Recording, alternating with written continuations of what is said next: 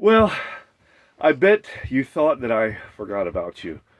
Nothing could be further from the truth, my friends. Welcome to the Shed of Knowledge. I'm John the Storyteller, and we're back together in the Shed of Knowledge for some more interesting stuff. The interesting stuff is already occurred in this video because I'm just now getting back to my home and unpacking what I saw at Dezerland, which is the most amazing place I've ever been for many reasons. I think because it coincides with my own fantasies and ideas so incredibly well.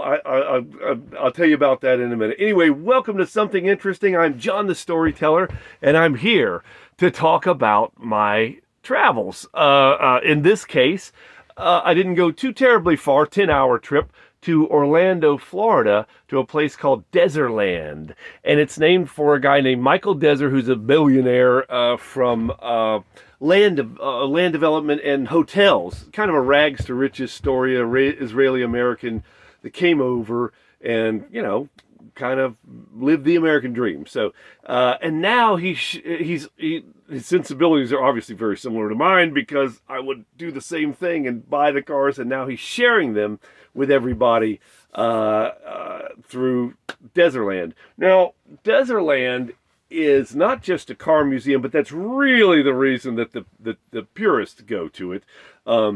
Dezerland is actually something that almost came out of my mind. I used to be in property management. Well, I still am in property management, to a way, property management and maintenance. That's how I make the actual money. Being an actor does not make any actual money. Although I am trying out for a movie that pays $11,000, and I was like, wow, that would be the most I've ever made for doing a movie. And I've got, I've done like 50 projects in my life, and I have an IMDb list and all that stuff. Some of those projects I only got paid like $200 for, just a little honorarium for work. But that's the life of an actor. But anyway, forget about that. But also what I was talking about was I was in property management. So I do commercial property management, and for the longest time I managed this empty warehouse, and the idea was that we were not going to compromise on the per square foot price and cheapen the value of the warehouse. And so it sat vacant for a long time. Like, gosh, it seems like it was maybe 3 years. I had this over half a million square foot, 500,000 in warehouse space, and then plus offices, 500,000 square foot facility all to myself, just all to myself.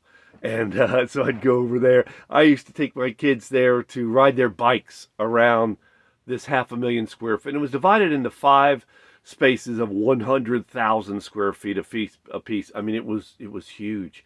I would take my car in there and just do little, spinny donut type things. Not really donuts, but where you pull up on the emergency brake and then the back end kind of goes around. You know what I mean? I'm not a wild driver, but I did do a little bit of fun stunt driving there. In that huge warehouse, it was so big that it would actually microclimate. Where it would kind of mist and rain inside the building. You'd have, the floors would be soaked. It was because it was empty.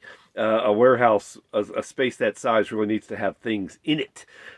So once we leased it out, it would no longer microclimate. Okay, what does this have to do with Dezerland? The fact of the matter is that walking around that property, I always imagined, I didn't own it, but I imagined that if I did own it, what would I do with it?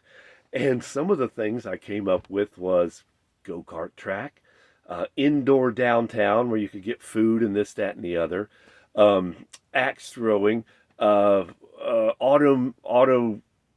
museum, except for my idea was to flip it on its head and pull interesting cars out of the junkyard and display them in junk form, like all rusty and crummy, because I thought that would be interesting. And then the no touch policy wouldn't necessarily be in place at that point. Actually, no touch, or you get tetanus. That's your punishment. But yeah. But so the auto museum idea I had thought about, the go-kart idea I had thought about. What was there was something else that, the trampoline park, which was actually there from, okay, let me back up.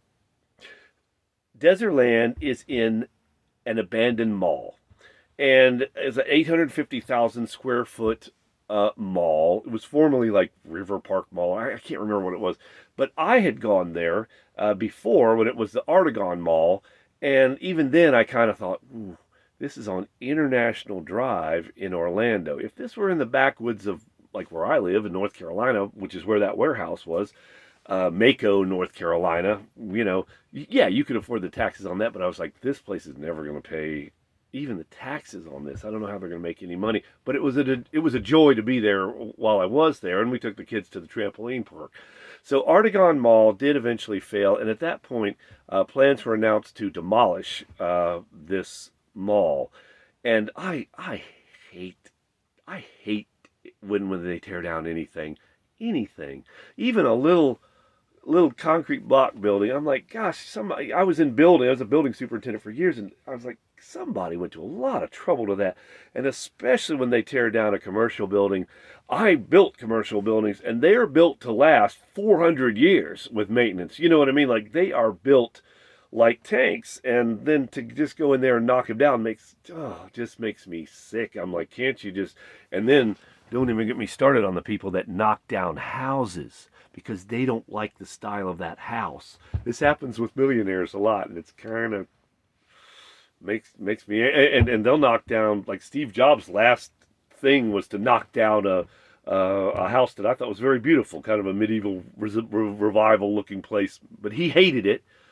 But I'm like, was the lot really that great? It's just a lot in a neighborhood. Just sell it, buy another lot, and build the house that you want. Okay? This is going out to you millionaires out there that are watching, or billionaires that are watching. Stop tearing stuff down. And there's one billionaire that got it, and that's Mr. Dezer. He did not want to tear down that mall, so he bought it, and he reimagined it, almost like taking ideas out of my head and fluttering them into somebody who can actually do it, who's past the idea phase. And so he took this mall, and inside of it is two go-kart tracks. One is smaller than the other. Go-kart racing inside. There's Bass Pro Shops is one of the tenants, so they do their own thing. There's a huge gift shop, with everything you want. An axe throwing place, a little downtown with different eateries. There's like France, and then the taco place, and then the pizza place, and then the burgers place.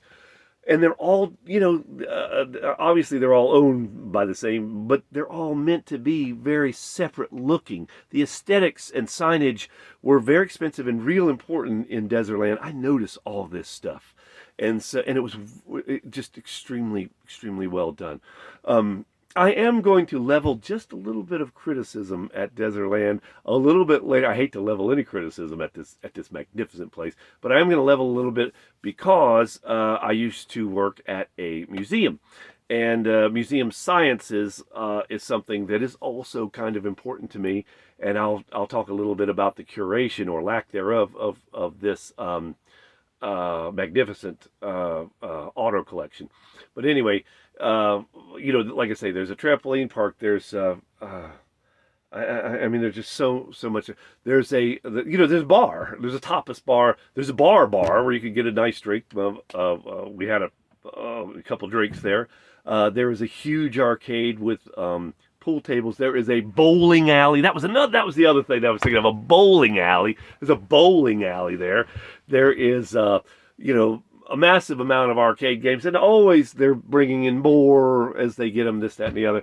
Pinball, a huge pinball collection, some of which is paired to the cars. If there's a car from Spider-Man, then there's a pinball machine from Spider-Man there, and the Batman pinball machine, and this, that, and the other. is there. It depends on the movie, what the car was from or whatever. So anyway, let me just speak very briefly, and I wish one of these days I'm going to be able to put a little thing down here where it has a photograph of what I'm talking about.